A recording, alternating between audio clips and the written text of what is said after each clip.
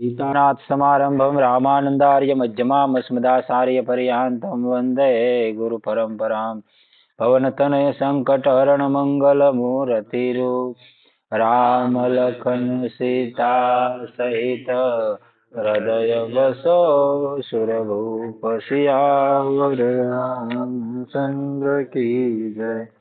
हरि ओम तत्सत् परमात्मने नमः। પ્રકરણ આવે છે પ્રેમ સાધન।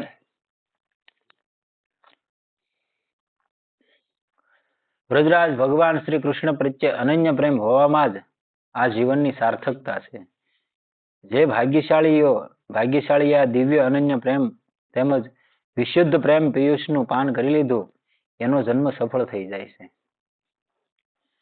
એની યુગ યુગની જન્મ જન્માંતરોની વિષય પિશાચા સિપાઈ જાય છે, શાંત થઈ જાય છે। ભવતાપથી સંતપ્ત પ્રાણી ભગવત પ્રેમની પાવન મંદાકિનીમાં ડૂબકી મારીને જ પૂર્ણ શાંતિ પ્રાપ્ત કરી શકે છે।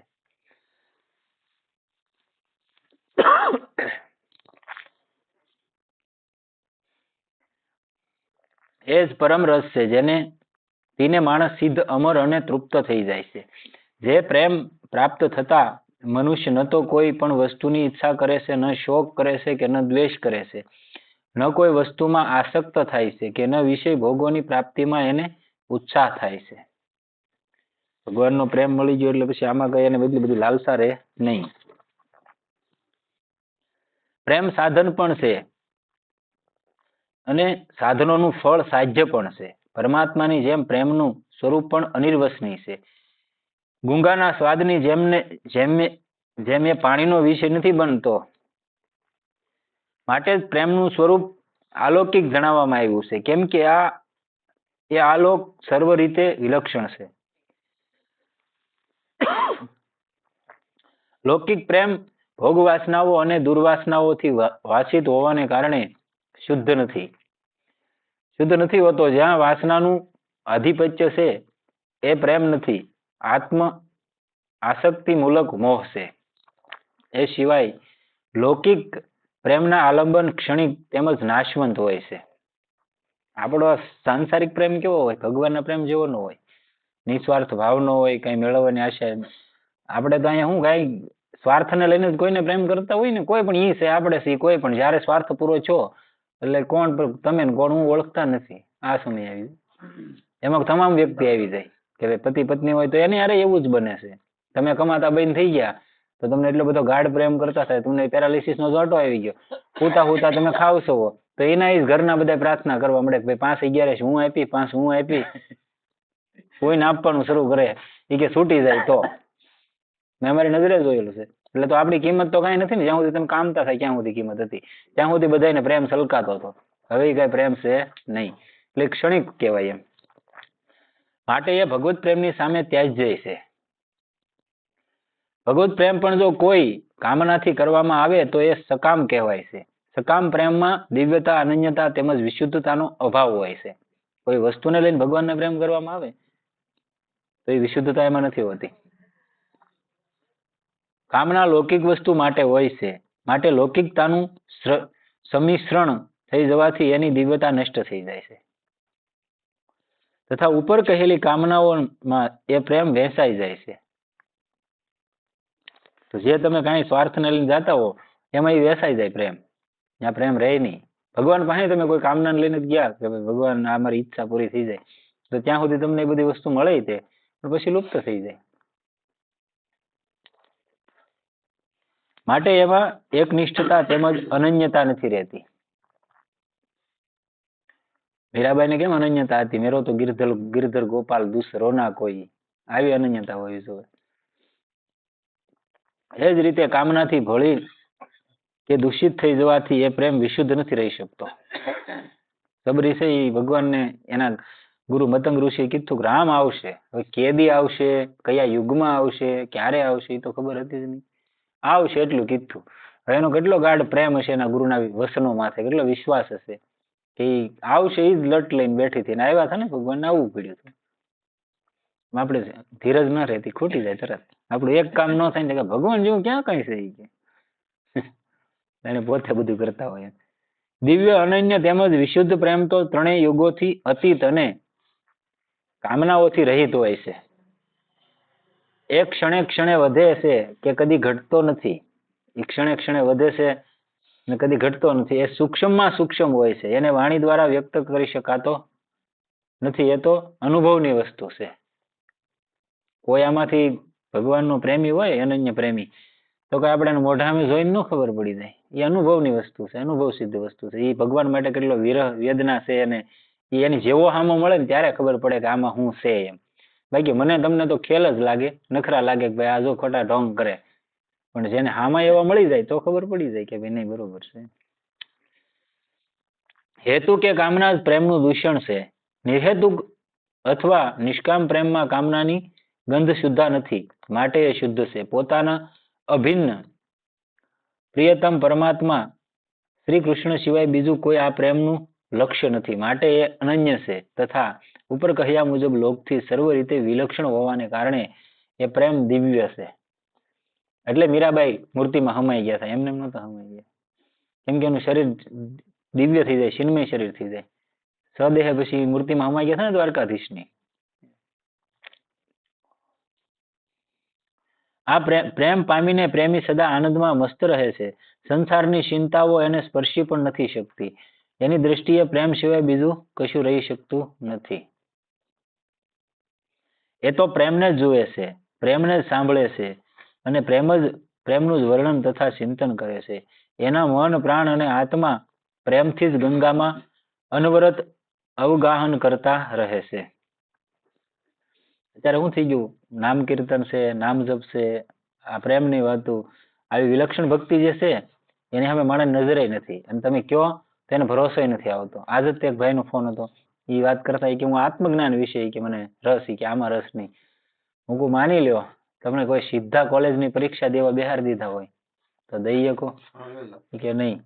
ન દઈ શકે નહીં કે નહીં. હું કહું તો તમારે પેલા કંઈક ભણતર તો ભણવું પડે ને, કે ભાઈ પેલા 10, 12 એ બધા પૂરા કરો, 12 વર્ષ બગાડો, ત્યારે તમે કોલેજમાં જઈ શકો.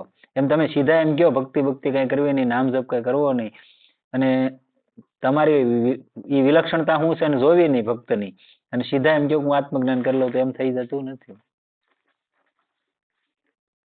ભૂખ લાગી હોય તો ખાવું પડે ને. તમે ખાઈ લો તો મને ભૂખ મટી જાય? ન મટે.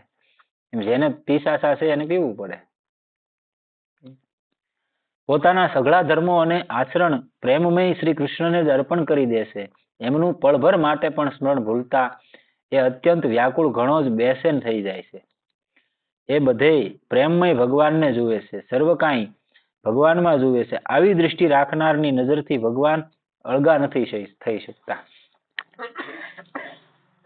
તથા એ પણ ભગવાનથી અળગો નથી થઈ શકતો. એને સતત જે કઈ ઉપાસના હોય, રાધા કૃષ્ણ, સીતારામ, શિવ શક્તિ, જે કઈ ઉપાસના હોય, તો એની સામે નજર સામે હોય, એ કે એનાથી દૂર ન હોય. પણ આપણી એવી દ્રષ્ટિ ન હોય તો ન દેખાય. મહાભારતના યુદ્ધમાં 2-3 જણાની દિવ્ય દ્રષ્ટિ હતી તો બધા મહાભારતનું યુદ્ધ જોયું હતું. બાકી ત્યાં લાખો હતા. કૃષ્ણ ભગવાન કોણ છે ક્યાં કોઈને ખબર હતી? નથી ને ખબર. એમ ગુરુ મહારાજની ભગવાનની કૃપા હોય, નામની કૃપા થઈ ગઈ તમારી માથે, તો કે જ્ઞાન લેવા ન જવું પડે. આત્મજ્ઞાન કયો, જે કઈ જ્ઞાન કયો, જ્ઞાન સરસા જે કઈ હોય એ ક્યાંય લેવા ન જવું પડે. આમાંથી બધું પ્રગટ થઈ જાય. અત્યારે માણસને એ ના કરવું. કોઈક 2 જ્ઞાનની વાત કરતો હોય તો મને આવડી ગયું. જ્ઞાન એવું છે ને, હાવ કોરું જ્ઞાન શું કામનું? લાગુ જ ન પડે. કોરું જ્ઞાન લાગુ ન પડે, કેમ કે આચરણમાં નથી આવવાનું, તમારું જીવન નથી બનવાનું. અને ભક્તિથી તો તમે જેમ સેમ જીવન જ પેલા બનવાનું છે. નામ જપ કરશો તો બનવાનું છે. હા, એને બોલવાનું હોય, આચરણમાં ન હોય, કરવાનું ન હોય. એમ આ રીતે બંનેનું એકેય શાશ્વત સંયોગ બન્યો રહે છે. ભગવાન આવા ભક્તોને લોકાંતર અનુરાગ જોઈને પોતાની મહેશ્વરતા ભૂલી જાય છે અને મુગ્ધ થઈને પોતાના પ્રાણપ્રિય ભક્તને નિહાળતા રહે છે. એની સાથે એના જેવા જ બની જઈને એની ઈચ્છાને અનુકૂળ વિગ્રહ ધારણ કરીને રમતા, નૃત્ય કરતા, ગાતા, વગાડતા અને આનંદિત થતા રહે છે.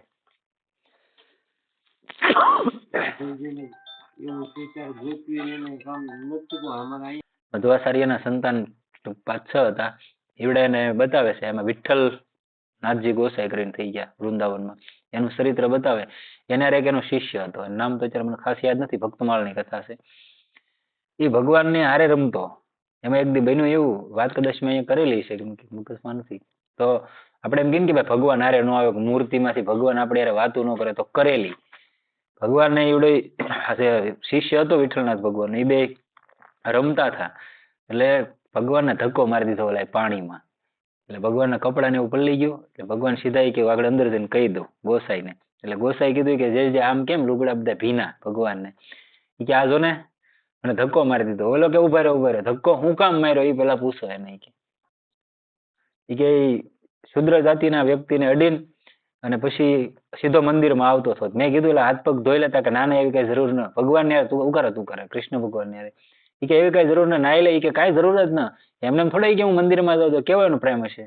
એટલે નથી મળતા એવું નથી. આજની તારીખમાં તમારી અભિલાષા હોય, તમારો એવો પ્રેમ હોય તો ભગવાનને પ્રગટ થવું પડે.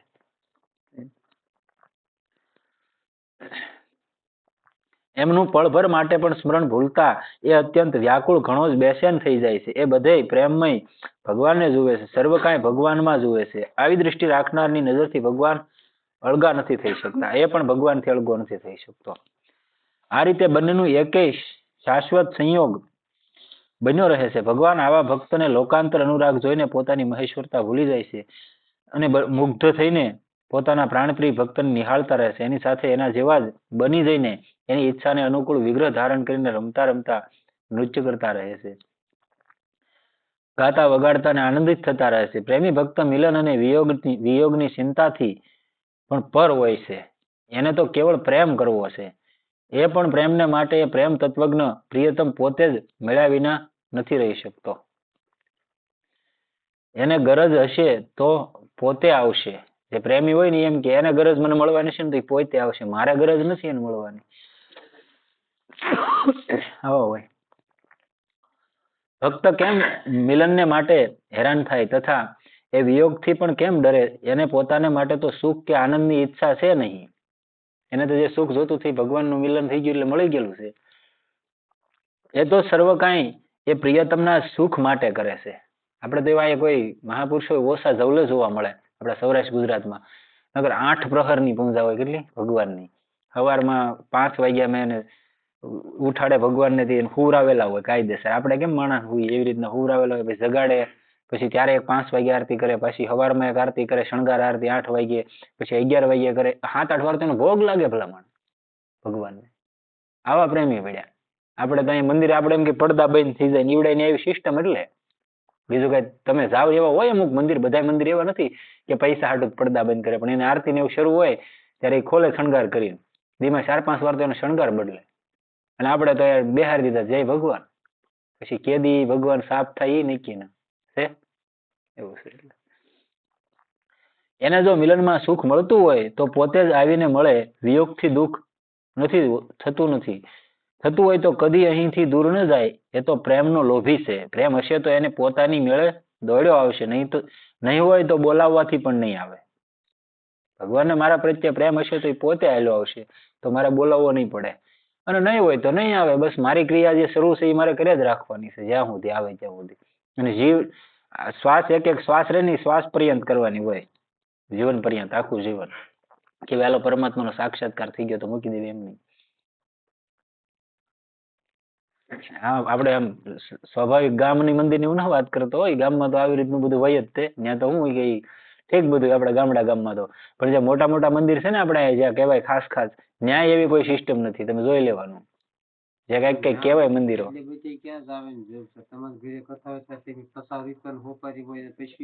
હા, એમ કોને ધરવાનું હોય તમારે? ધરવાનું હોય ભગવાનને. તો ભગવાનને આપણે હારામાં હારી વસ્તુ હોય દેવાની હોય કે મોળામાં હારામાં હારી. તો હંજી કોઈ કથા કોઈ પણ તમે કાર્યમાં જોડો તો હંજી નબળી વસ્તુ હોય તે ભગવાન એમ કે તમે મને જેવું આપે છે હું અન્ય રૂપી તમને પાછું આપું. બરોબર છે. નબળું તો નબળું હોય ને. ભગવાનને બોલાવતા પણ નથી. વાસ્તવમાં ન તો ભગવાનને દર્શન આપવા માટે બોલાવવાની જરૂર છે કે ન રોકાવાની કશી પણ કામના કે હેતુ વિના જ ભગવાન કેવળ પ્રેમ વધારવો જરૂરી છે. અહંકારથી દૂર રહીને સંયોગ વિયોગની ચિંતાથી બેપરવા થઈને ઉત્તરોત્તર પ્રેમ વધતો રહે છે. માટે જ બધો પ્રયત્ન, બધી ક્રિયાઓ થાય થાય એ ઉચિત છે. પ્રહલાદે કદી પ્રાર્થના ન કરી કે મને દર્શન દો. સર્વ કાંઈ ભગવાને આપમેળે જ કર્યું. પ્રહલાદ નારાયણ નારાયણ જ કરતો, એને ક્યારે ઈચ્છા નહોતી કરી ભગવાન તું આવજે, મારો બાપો ઘડીક પહાડ માંથી નાખે, ઘડીક યારું પાસે નાખ્યો, ઘડીક હોળીકામ બેહાર, ક્યાંય એને પ્રાર્થના નહોતી કરી. પણ જેને એની માથે ભરોસો છે, એનું વાળે ખાંડો છો. છેલ્લે એમ પૂછ્યું કે તારા ભગવાન ક્યાં છે? એમ કીધું કે ભાઈ તલવારમાં, કે એમાંય છે. કે ઓલા છેલ્લે એમ કે ને કે ઓલા ખંભામાં છે, થાંભલામાં. તો એને પાટું મારે ને એમાંથી ભગવાન નીકળે. હિરણ્યકશિપુ પાટું મારે, એને ફાડી નાખે, ભગવાન નીકળે. ત્યાં ભગવાન પાછા ક્ષમા માગે છે કે મારી ભૂલ થઈ ગઈ, મોડું થઈ ગયું. તોય પ્રહલાદ પાછો એમ કે જયારે હિરણ્યકશિપુને મારી નાખે, પ્રહલાદ ચરિત્રમાં આવે કે ભગવાન મારા પિતા તો રાક્ષસીઓનો કુર માણસ હતો, પણ એની મુક્તિ તો થઈ જાય ને એમ. તોય એમ કે ત્યારે પ્રહલાદ ને ભગવાન કહે છે કે તારી જેવો જેના કુળમાં ભક્ત છે એની 72 પેઢીમાં કોઈ જે વિચાર ન કરવાનો હોય કે તરી જાય, એમ તરી જ ગયેલા હોય. એક કોઈ નામ જાપક છો હોય ને તો શાસ્ત્રોનું પ્રમાણ છે, મારું ઘરનું નથી, શાસ્ત્ર પ્રમાણ આપે. એક નામ જાપક થાય તો તમારી આગળ પાછળની 21 પેઢી તારે પરિવારમાં કોઈ એક વ્યક્તિ. તો હવે કાયદેસર જેને જે વસ્તુ હકીકત છે એમાં રંગાઈ ગયો તો 72 પેઢી તરી જાય કે ન તરી જાય. આવું છે. કહેવાય ભક્તિ હેલી, પણ હાવ હેલી નથી અને અઘરી નથી. રામ રામ કહેતા શું કઈ અઘરું છે? રામ કૃષ્ણ શિવ હરે રાધા તમને જે ગમે કહેવામાં કઈ અઘરું નથી. પણ મનને સ્થિર કરવું, ટકાડવું. તમે તો 2 દી નામ જપ કરો ને કે મન કે મારું માળા કરવા બેહું, મન બહાર વયું જાય. 50 વર્ષની 60 વર્ષની જિંદગી વહી ગઈ, કોઈ જ આને ઠેકાણે ઊભું ન રાખ્યું, આખો દી ગામની જ કરી, તો એને તમારે ટેવ તો પાડવી પડે ને મારો ભાઈ. સીધું તો કેમ આવી જાય? તમારે રોજ માલ ને એના કેડે હાંકવાનું હોય તો એને રોજ 7-8 દી હાંકો ત્યારે હાલે ને. નકર તો એને છૂટું મૂકી જાય ગમે ની વાળી બીજું જાય ને. તો એ સમજી જતું હોય તો આ મને સમજી જાય. પણ તો આપણે કોશિશ ના કરતા, 7-8 દી કરીએ ને કે નહીં સારું થાય, કે થાકી જ હોય. હા આવી થાકી જ હોય એમ.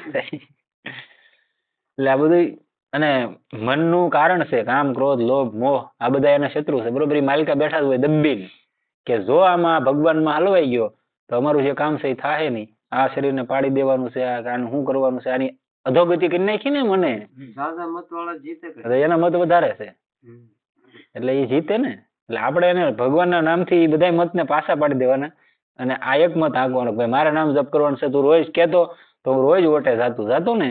એને 2 દી મનાવવું પડે ને કે ભાઈ રોજ હું આટો મારી આવતો ઓટે. આજ હું બેહી નહીં, આજ જઈને તરત પાછો વયો જાય કરીને પછી માળા કરવા બેહી જાય તો સ્થિર થઈ જાય. એમ કરીને રાગે પાડવું પડે. ભગવત પ્રેમીનું પૂજન, ખાવું પીવું, રોવું ગાવું વગેરે બધું ભગવત પ્રિત્યર્થે થવું જોઈએ. પ્રેમીનું પ્રેમમય ભગવાન સિવાય બીજું કોઈ લક્ષ્ય ન હોવું જોઈએ. દર્શન, મિલન વગેરે તો આનુષંગિક ફળ છે, આપમેળે આવી મળશે. દર્શન કરવા, ભગવાનને મળવું તો આગળનું આવનારું છે, ખબર હશે કે ઓટોમેટિકલી આવી જાય. આગંતુક છે મગજમાં છે, માગવું તો થઈ જાય પણ માગ્યા કરતા બમણું આપી જાય. હા. પ્રેમીની પૂર્ણતા એ દિવ્ય, અનન્ય અને વિશુદ્ધ પ્રેમમાં છે. જ્યાં પ્રેમી અને પ્રિયતમની એકતા હોય છે, આવો પ્રેમ એ દિવ્ય પ્રેમનું સાક્ષાત સ્વરૂપ હોય છે. હવે એની એક ઝલક તમને ખાલી કહું. તમારે બધા આગળ મોબાઈલ છે અને મોબાઈલમાં આવે છે રોજ રાતે પ્રેમાનંદ બાબા પ્રેમ શું કહેવાય ને એની ખાલી ઝલક જોઈ હોય તો તમારે રોજ રાતે 2 વાગે નીકળે. એનો આશ્રમ છે જે જગ્યાએ રહે છે કુટીરમાં, ત્યાંથી જ્યાં હિતકેલી કુંજ છે, રાધા હિતકેલી કુંજ, 2 કિલોમીટર થાય. 2 કિલોમીટરની રેન્જમાં હું એમ કહું 70,000 થી 80,000 માણસો ડેઈલી. તડકો, ચોમાસું અને શિયાળો, એટલી કડકડતી ઠંડી આપણે અહીં નથી રહી શકતા, તોય તમે આજ રાતે લાઈવમાં જોઈજો. 2 વાગે સવારમાં એનો વિડીયો આવે, અપલોડ કરે, એ ચેનલમાં જોઈ લેવાનું. 2 વાગે તમને 70,000 થી 80,000 માણસો જોવા મળશે અને નાસ્તા કૂદતા. કેવો પ્રેમ હશે! આ ખાલી એની એક ઝાંકી. એ વ્યક્તિ એકે એવો પ્રેમ કર્યો, માની લો કૃષ્ણ ભગવાનની હારે, રાધા કૃષ્ણ હારે પ્રેમાનંદ બાબાએ એક એવો પ્રેમ કર્યો તો દુનિયાને ગાંડી કરી દીધી કે ન કરી દીધી? ઈ છે. પછી આપણે બરસાના વાળા પ્રિયાકુંજ વાળા મહાત્મા છે વિનોદ બિહારી દાસજી, ઈ એવા મહાપુરુષ છે. એટલે આવા ઘણા છે એમ કે જેને એક વ્યક્તિ આવું ભજન કર્યું ને જે માણસો ગાંડા થઈ ગયા. આવો પ્રેમ. ક્યારેક નજર કરવી તમારે હલાવતો હોય ને તો માણસો પોતાના છોકરા મૂકી દેતા હોય, પોતે એમને વશમાં ઉભા રોતા હોય, બાબા એમ કે ઉભા થઈ જાવ. આવું બધું હોય. ત્યારે આપણને એમ થાય આવો વિશુદ્ધ પ્રેમ. અને કાંઈ નહીં, ન્યા સ્વાર્થ હું એ ક્યાં કાંઈ આપી દેવાના છે. ખાલી એક ઝલક એ નીકળે તો આમ કરે, બસ હાલ્યા આવતો હોય આમ કરે, એક શબ્દ તમારે ન બોલે. હાલ્યા જતા હોય તો આગળ તમે એમ કહો કે આપણા ઘરે કદાચ આપણો એકનો એક છોકરો ભણતો હોય ને તો એવું ડીજે ન હોય કે એવું વગાડવાનું કે એવું સાજ સર્વિસ આપણી આગળ ન હોય. એવું તો ત્યાં અલગ મલકનું અલગ અલગ દેશ વિદેશનું વગાડવાના માણસો લાવે પોતાના ખર્ચે. આખી રોડે 2 કિલોમીટરમાં ફૂલ પાથરેલા હોય, ક્યાંક રંગોળી દોરેલી હોય ફૂલથી. આપણે વિચારમાં પડી જાય ખરું આવું રોજ ડેઈલી પાછું. અને જેને પૂરી અને પાછું લઈ લેવાનું, રાતે રોડ સાફ કરી દેવાનું. ખાલી 10 મિનિટ જ તે એક જ મિનિટ. આમ તો એમ કહેવાય તમે કઈ બનાવ્યું તો તમારી પાસે ઉભા નથી રહેવાના, નીકળી જવાના, ચાલ્યા જવાના, બસ બીજું કઈ નહીં. એક ઝલક મેળવવા, અને વિશુદ્ધ પ્રેમ કહેવાય. આ ખાલી મેં તમને એની ઝાંકી કીધી કે જો આવો પ્રેમ હોય. આવા અનન્ય પ્રેમીની દ્રષ્ટિએ સર્વત્ર અને સદાય દિવ્ય પ્રેમીની અખંડ જ્યોત ઝગમગાતી રહે છે. એ આખા જગત પર સમાન રૂપે પ્રેમામૃતની વર્ષા કરે છે. એની દ્રષ્ટિએ કોઈ ધૃણા કે દ્વેષનું પાત્ર નથી. એના માટે બધે પ્રેમનો મહાસાગર લહેરાતો રહે છે. અને જ્ઞાન સરસાની કોઈ વાત કરતું હોય કે ભાઈ અમારા જ્ઞાનથી પરમાત્માની તો થઈ જાય, આત્મ સાક્ષાત્કાર થઈ જાય તો પરમાત્માની પ્રાપ્તિ થઈ જાય, પણ ધ્યાન, ધારણા, યોગ, સમાધિ છે બધી તમારી તૈયારી. તમને કોઈ એવું આપ્યું ગુરુનું માધ્યમ છે તો યોગના શાળા કરાય નહીં, નથી ખબર પડતી તો. અને અત્યારે એવા ગુરુ મળવા મુશ્કેલ છે. મહાયોગી સચેન્દ્રનાથ છે હિમાલયમાં, એની જેવા ગુરુ હોય તો સાહેલીઓ કુંડલીની હોય જાગૃત કરી જાય. આપણી તૈયારી ન હોય તો શું થાય? એટલે આવું છે બધું કે હકીકત જેમ છે એમ બધું મેળવી જ લેવું, એવું સક્સેસ નથી મળતું એમ. જ્ઞાન માર્ગ ચાલનારા મહાત્મા અદ્વૈત અભેદ રૂપે બ્રહ્મને માને છે. બ્રહ્મેવ સન બ્રહ્મા પયેતી, બ્રહ્મ હોય ને જ એ બ્રહ્મને પામે છે. બ્રહ્મ હોય એ જ બ્રહ્મને પામે. કેમ કે એમાં પોતે બ્રહ્મનો આભાસ થઈ ગયો હોય ત્યારે જ એ બ્રહ્મને પામે. કેમ કે જીવ છે એ ભગવાનનો અંશ તો છે જ, તે એમાંથી જ અલગ છે, એમાંથી અલગ પડેલો છે ને એને મળવાનું છે. જીવને કઈ સુખ દુઃખ કાંઈ ન થતું. આભાસ રૂપે જે ચેતન છે એને થાય બધું સુખ દુઃખ, અને શરીરને હેરાન કરે, મન કરે આ બધા ઘોડા. સૂર્યની સામે તમે હજારો મણ કપાસ જગવી નાખો તો એને કઈ ફેર પડે? ન પડે ને. એને કઈ નથી પડતું. એ તો શુદ્ધ ચેતન છે, એને શું થવાનું? પણ અહીં તો આ દિવ્ય પ્રેમ સંસારની અનુભૂતિ નિરાળી છે. અહીં ન દ્વૈત છે કે ન અદ્વૈત, બેયથી વિલક્ષણ સ્થિતિ છે. પ્રેમીની વિલક્ષણ સ્થિતિ હોય, દ્વૈત નો હોય ને અદ્વૈત નો. આ બે શબ્દ છે દ્વૈત અદ્વૈત, જ્ઞાન વેદાંતના શબ્દો છે. પ્રેમી અને પ્રિયતમનો નિત્ય નૂતન પ્રેમ ઉત્તરોત્તર વધતો રહે છે. કોઈ સાધક હોય પ્રેમી માર્ગનો, રસિક માર્ગનો સાધક હોય તો એ ભગવાનને કોઈ મિત્ર ભાવે ભજતો હોય, કોઈ બાપ ભાવે ભજતો હોય, એનો ભાવ હોય એ ભાવે જ એને ભગવાનની પૂજા પાઠ કરતો હોય, જે કઈ કરતો હોય એવી રીતનું હોય. પ્રણી સર્વ પ્રતિક્ષણ વર્ધમાન મનઃ, નારદ ભક્તિ સૂત્રનું સૂત્ર છે 54મું. સ્થિતિમાં પુષ્ટ થાય છે, વધતા વધતા એ અસીમ અનંત થઈ જાય છે. ભક્ત અને ભગવાન બે બીજામાં એટલા ભળી જાય છે કે એમનામાં દ્વૈત જેવું ભાન જ નથી રહેતું. દ્વૈત એટલે બે થાય, અદ્વૈત એટલે એક થાય. આ સંસ્કૃતનો શબ્દ છે. એને જે આ પ્રેમી હોય, ભક્તિ માર્ગનો પ્રેમી હોય ભગવાનનો, એ બે જેવા રહેતા જ નથી, એક થઈ જાય, સમાનતા આવી જાય એનામાં. દ્વૈત જેવું ભાન જ નથી રહેતું. એમનામાં દિવ્ય ભાવને વાણીથી વ્યક્ત કરવો અસંભવ છે. અહીં પ્રેમ સિવાય કશું રહેતું જ નથી. એટલે તુલસીદાસજી બોલ્યા છે ને, સિયારામ મય સબ જગ જાની, કરહુ પ્રણામ જોરી જુગ પાની. એમને એમ તો નહોતા બોલ્યા. એને બધી જગ્યાએ સીતારામ જ દેખાતા હતા. રાધા કૃષ્ણ હતા ત્યાં, શિવ પાર્વતી હતા ત્યાં, બધે એક જ મૂર્તિ દેખાતી હતી. એટલે એને એ ભાવે ભજે. કોઈને શ્યામ સુંદર રાધા કૃષ્ણ દેખાતા હોય, નોખા નોખા બધા એના ભાવ હોય. કોઈને કોઈ સીતાજીને આ દુનિયામાં આપણા ભારત દેશની અંદર એવા મહાપુરુષો થઈ ગયેલા, સીતાજીને બેન કરેલા છે અને સીતાજી એને રાખડી બાંધેલી છે. આવા મહાપુરુષો થઈ ગયા. હજી 200 નહીં, 50-60 વર્ષની સર્વિસમાં તે મહાત્મા વૈયા ગયા હમણાં જ. તે બક્સર વાળા મામાજી કહેવાય કે નહીં, કથા કરતા મોરારી બાપુને મળેલા કદાચ, એ મહાપુરુષને સીતાજી મળેલા, બેન સ્વરૂપે રાખડી બાંધેલી. આવા મહાપુરુષ. એટલે નથી એવું નહીં, તમારો ભાવ ને પ્રેમ હોય તો આજે ભગવાન મળે. એવું ન માની લેવું કળિયુગ છે રામ રામ કરે ભગવાન ક્યાં મળી જવાનું. આમાં રામ જ તે કામ કરે. વિલક્ષણ મિલન પણ ઘણું જ વિલક્ષણ, ઘણું અલૌકિક હોય છે. અહીં અદ્વૈત હોવા છતાં દ્વૈત છે, અને દ્વૈત હોવા છતાં અદ્વૈત. આપણા બંને હાથ મળીને જોડાઈને એક થઈ જાય છે. એ વખતે એ બે હોવા છતાંય એક છે અને એક હોવા છતાંય બે છે. એ રીતે અહીં ન ભેદ છે કે ન અભેદ છે. વેદાંત હોય ને એમાં સર્વખિલિત બ્રહ્મ આવે એટલે બધામાં બ્રહ્મના દર્શન કરે. મતલબ તમે ગમે રસ્તે જાઓ, જવાનું તો એ ખરખું જ થાય. કોઈને બધાને અલગ અલગ શીલા હોય, બાકી છે તો એ ખરખું જ થાય. ઓલા છતી પોતાને જ માને, સાકારને ન માને. અને આપણે છે તો સાકારને માનવું ભજન કરવાનું. કોઈ આલંબન તો જોવે ને, હજારો યુગોથી આપણે કેટલા કલ્પોથી રખડી, ક્યાં ખબર તો છે, કઈ ગેરંટી નથી કે ભાઈ હમણાં 50 વર્ષ પહેલાનો તો આજ માણસ હતો ને પાછો અત્યારે માણસ છે, એવું કઈ જવાબદારી છે નહીં. કલ્પોથી આપણે આટા મારી, એટલે કલ્પોના આનંદ જન્મોના આમાં સંસ્કાર પડેલા છે, તેને કાઢવા માટે કંઈક તો જોવે ને, એટલે આલંબન લેવું પડે. એટલે સાકારનું આલંબન લીધેલું છે. અને કળીકાળમાં જ્ઞાન સરસાને ગૌણ કીધેલી છે ખરી. બધા યુગમાં બધી વસ્તુ છે. જ્ઞાન, જપ, તપ, સ્વાધ્યાય, આ બધું બધા યુગમાં હતું જ તે. પણ જે યુગનું જે પ્રધાન સાધન હતું એમાં હતું. આમાં ગૌણ છે કે છતાંય તમારે મહેનત કરવી કરો, તમને આત્મ સાક્ષાત્કાર થઈ જાય. ઘણા ના કહેતા મને ઓલા પર આત્મ સાક્ષાત્કાર થઈ ગયો, હું ઓલા પર ગયો તો ત્યાં થઈ ગયો. પરમાત્મા એવો છે, તમને ગમે ત્યાં આત્મ સાક્ષાત્કાર થઈ જાય. તમે એવું ભજન કરેલું છે, તમારું ભજન એવું બોલતું હોય થાય. બાપા સીતારામ કોઈ દિવસ કીધું બજરંગદાસ બાપાએ દુનિયામાં કે ડંકો માર્યો હતો કે મને અહીં ભગવાન મળ્યો હતો એમ?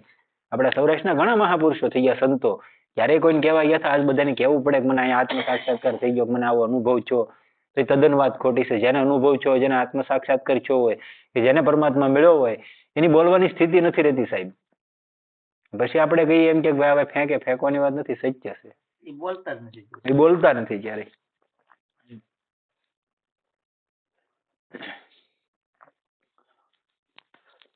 ગંગા અને સમુદ્ર મળીને એક જેવા થઈ જાય છે, પણ ભગવાન અને અનન્ય પ્રેમી ભક્તનું દિવ્ય મિલન એથી વિલક્ષણ અને ઉત્કૃષ્ટ હોય છે. એ અલૌકિક તેમજ અનિર્વચનીય અવસ્થા છે.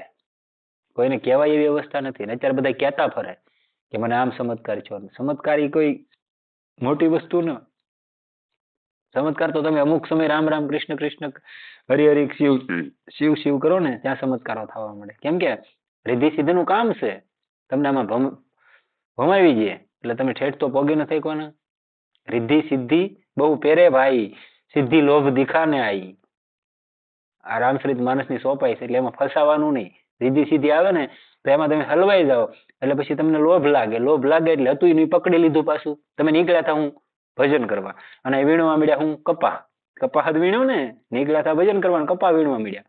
ઈ વાળી થાય. ઘરેથી ભાગ્યા, બૈરી છોકરા મૂક્યા, પરિવાર મૂક્યો, ઘર મૂક્યો. આની ક્યાં ઓલી થોડાક આગળ જઈને દીક્ષા બીક્ષા લીધી, હાલો ત્યાં સુધી વાંધો નહોતો. પછી ધીમે ધીમે કઈક રીધિ સીધી આવી ગઈ એટલે થોડાક શેલા બનાવ્યા એટલે આશ્રમ બનાવ્યો. તેમ છોડી હું દીધું, ઘર મૂકીને આશ્રમ બનાવ્યો, છોકરા મૂકીને શેલા બનાવ્યા. મૂક્યું હું તમે? કાંઈ નહીં. એટલે એમાં આવું છે બધું કે ભાઈ ફલાણા બાપુ આવી સિદ્ધિ બતાવે ને આવી બતાવે, એક સામાન્ય વસ્તુ છે, એમાં નો હલવો આવે. હા, વધાર્યું એમ. ભેદ અભેદ થી પર એવી સફળ રૂપા સ્થિતિ છે. આ મિલન નિત્ય છે, કાયમ માટે ભગવાનના દર્શન થાય. પછી તમને અહીં વસ્ત્ર, આભૂષણ કે આયુધનું વ્યવધાન પણ ઈચ્છવા યોગ્ય નથી. વસ્ત્રનું વ્યવધાન લજ્જાનું નિવારણ માટે અપેક્ષિત હોય છે. લજ્જા બીજા કોઈને આવે છે, પણ અહીં તો પ્રેમી અને પ્રિયતમ એક પ્રાણ થઈ શક્યા છે. ભલા પોતાનાથી પણ કોઈ શરમ રાખે છે? બધા એકાંત ઓરડામાં જો પોતાના સિવાય કોઈ બીજું ન હોય તો લજ્જા નિવારણ માટે વસ્ત્રની જરૂર નથી પડતી. આ દિવ્ય મિલન માં દ્વૈત ભાવ જતો રહ્યો છે. બીજા લોકોની દ્રષ્ટિએ ભેદ જણાય છે. આ મિલનમાં તો આભૂષણો પણ દૂષણ જણાય આવે છે. અહીં પરસ્પર માન સન્માન, આદર સત્કારનો પણ કશો વ્યવહાર નથી. જ્યાં પૂર્ણ રૂપે પ્રેમ છે ત્યાં આદર સત્કાર તો એક વિઘ્ન છે. ત્યાં વિઘ્ન થઈ જાય આદર સત્કાર. અને ભગવાન આવેલા છે એવા કયેક મહાપુરુષોના માધવદાસ થઈ ગયા જગન્નાથપુરીમાં. એની જીવનની ઘટના છે. ભગવાને એને નીકળ્યા ઘરેથી, નીકળ્યા થાય એવી રીતના ભાઈ એના લગ્ન કર્યા હતા. એકનું એક સંતાન હતું, કદાચ મેં વાત કરેલી છે. તો એકનું એક સંતાન હતું એના મા બાપને. એટલે એને કીધું ભાઈ તું લગ્ન કરી લે. પહેલા તો બ્રાહ્મણમાં શું હતું કે ભાઈ આજીવિકા, વૈદિક બ્રાહ્મણ હોય એટલે આજીવિકા એનાથી હાલતી હોય. અને લગ્ન કર્યા, કુદરતને કરવું ને તે એક સંતાન થયું ને તેના પત્નીનું અવસાન થઈ ગયું. એટલે બગીચામાં બેઠા હતા, છોકરો ઘરે નાનો હતો, 6 મહિનાનો એમ કઈક હશે. આ ભક્તમાળની કથા છે, ભક્તમાળમાં આવે છે, મને પૂરી તો અત્યારે મગજમાં નહીં હોય. તો એવડે ત્યાં બેઠા હોય છે ને એમાં ઉપરથી એક ઝાડવું હોય ને ત્યાંથી એક ઈળ પડે, ઉપરથી એક ઈંડું પડે, ઈંડું ગમે જનાવરનું ઈંડું પડે. પડે ને એટલે નીચે ઈ લાડ બધો કૂસો હોય એની માથે પડે, પડ્યું એટલે તરત ઈ ફૂટી ગયું, હળવા ભારે ફૂટ્યું ને એમાંથી સૂસું બહાર નીકળ્યું, બસ્સું બહાર નીકળ્યું. તો સીધું સાસ ખોલતું ખોલતું જ નીકળે, ખાવું ખાવું જ થતું હોય. હવે એને ખાવાનું ક્યાંથી દેવું? એટલે આની આમ સૂક્ષ્મ નજરથી જોવે કે ઉપરથી પડ્યું, જીવે છે, બહાર નીકળ્યું, ઈંડું ફૂટી ગયું, એમાંથી બસ્સું બહાર નીકળ્યું, જીવે છે. હવે આને ખાવાનું કોણ આપે એ જોવું છે. મોઢું ફાડે ને ત્યાં તો ઈની ડાળેથી એક ઈળ પડી, એટલે મોઢું ફાડ્યું ને તો ઉપરથી એક ઈળ પડી, સીધી મોઢામાં જ પડી. એટલે ઓલા નક્કી કરી લીધું જેને જન્મ આપે ને ભગવાન ખાવાનું આપે. ઈ કે આપણે કઈ ટેન્શન લેવાનું નથી. ત્યાંથી એના મા બાપને કીધું કે હવે મારે નીકળી જવું છે, મારે ભજન કરવું. ઈ કે તારે ભજન નથી કરવું, ઈ કે તું અમારો એકનો એક સંતાન છો, તારા બીજા લગ્ન કરી દે. ઈ કે તમે બીજા લગ્ન કરો, ઈ પત્ની નહીં મરે એવું લખાણ આપો. ઈ કે તમે લેખિતમાં આપી જો કે ભાઈ ઈ પત્ની નહીં મરે કારે, એવું લેખિત આપો તો લગ્ન કરું બીજા, નહીં તો નથી કરવા. તમારે તો વંશ રાખવાની ઓલી હતી ને, તમને વંશ વારસદાર તો આપી દીધો, હવે ક્યાં તમારે ટેન્શન છે? એ નીકળી જાય છે ઘરેથી ના મા બાપની રજા લઈને જગન્નાથપુરીમાં છે. જગન્નાથપુરીમાં જઈને ત્યાં એમને એકલા ભજન કરતા હોય. હવે ખાવાનું ક્યારેક કોક આપે તો ખાવાનું, નહીં તો નહીં ખાવાનું, આવું જીવન. તો ભગવાનના ખાવાની વ્યવસ્થા કરી દેતો. રોજ જગન્નાથપુરીના મંદિરમાંથી થાળ આવે અને જમાડે, હોનાનો થાળ. રોડે ભિખારીની જેમ ઝૂંપડી વાળની ભજન કરતા હતા માધવદાસજી, ચરિત્ર ક્યારેક વાંચી લેજો. હોનાના થાળમાં ભગવાન કે આજ તો આની પરીક્ષા લેવી છે, રોજ જમાડતા. રૂક્ષ્મણીજીને ભગવાન કહેતા, જગન્નાથ ભગવાન કે જાઓ તમે એને જમાડી આવો એમ. તે જમાડીને આવતા હતા ને એટલે થાળ એમને મૂકતા, ભગવાન કે થાળ નો લાવતા. એ કે વાંધો નહીં, હોનાનો થાળ. સવારમાં ઓલા પંડા પૂંજારી વહેલા આવે ને આરતી કરવા, થાળ નહીં. એટલે રાજાનો હુકમ ફાટી ગયો, થાળ કોણ થઈ ગયું હોનાનું મંદિરમાંથી. એટલે શોધખોળ શરૂ થઈ જાય, ખબર પડી ગઈ આ માધવદાસ પાસે છે. તે ભગવાન રાજાના સૈનિકો થોડા માને, બે ચાર વાળી લીધા. તે ઓલા વૈયા ગયા પછી ભગવાનને કે પેલા ખવડાવ્યું અને પછી મારે ખવડાવ્યું કે તું બહુ દયાળુ લે. કે કૃષ્ણ ભગવાનને કે તું દયાળુ બહુ, ઈ કે કોઈને અભિમાન ન રહેવા દેતો. એના તે માધવદાસજીને જયારે ઝાડા થઈ ગયા હતા, આજે જગન્નાથપુરીમાં પ્રમાણ મળે તમને કે 15 દિવસ ભગવાનના ઓહળિયા ધરે ભોગમાં. આ માધવદાસને તકલીફ થઈ હતી ને, ભગવાન એને લંગોટી ધોવા ગયા હતા. કૃષ્ણ ભગવાન એને કીધું કે ભગવાન હવે તો બહુ થઈ ગયું, તમારે અહીં જો આવવું પડ્યું મારી લંગોટી ધોવા. એ કે નહીં, હું મારા ભક્તની સેવા કરવા માટે છું. કે નહીં, તમે કે મારું પ્રારબ્ધ પૂરું ન કરી શકો. એ કે માધવદાસ ખાલી 5 દિનનું છે. કે હવે બહુ થઈ ગયું, હવે નથી સહન થતું, ઝાડા એટલા બધા થઈ ગયા હતા, જ્વર. તો ભગવાન કે કાંઈ વાંધો નહીં, હું લઈ લઉં. ભગવાને લઈ લીધું ને ભગવાન મંદિરમાં પડ્યા, ભગવાન બીમાર પડી ગયા જગન્નાથપુરીની અંદર. એટલે ન્યાયની ઔષધિ ધરે દર 15 દિવસ આજની તારીખમાં. એટલે આવા પ્રમાણો મળે. અહીં વિઘ્ન શું? પોતે કોઈ પોતાનો આદર કરે છે તો આ સ્થિતિ ગોપીઓના પ્રેમનું ફળ છે. આ સ્થિતિમાં શોક, મોહ અને ભય વગેરેનું નામ શુદ્ધા નથી રહેતું. અહીં તો જોવા માત્રનું જુદાપણું હોવા છતાંય વાસ્તવમાં પૂર્ણ એક અનન્ય પ્રેમીનો બહારનો વ્યવહાર ભલે ગમે તેવો હોય, ભીતરથી એ એકનિષ્ઠ છે. ગીતામાં ભગવાને કહ્યું, સર્વભૂત સ્થિતમ યો મામ ભજન્તે ત્વમાં સ્થિત સર્વથા વર્તમાનોપી છ યોગી મયી વર્તતે. 28 શ્લોક છે. જે માણસ એકાત્મ ભાવમાં સ્થિત થઈને સર્વભૂતોમાં આત્મરૂપે રહેલા મુજ સચ્ચિદાનંદ ઘન વાસુદેવને ભજે છે, એ યોગી સર્વ રીતે વર્તવા છતાં મારામાં જ વર્તે છે. તમે વ્યવહારિકમાં જીવતા હોય ને તો ભગવાનમાં તમે જીવતા હોય, એવી રીતનું જીવન બની જાય. કેમ કે એના અનુભવમાં મારા સિવાય બીજું કશું જ નથી.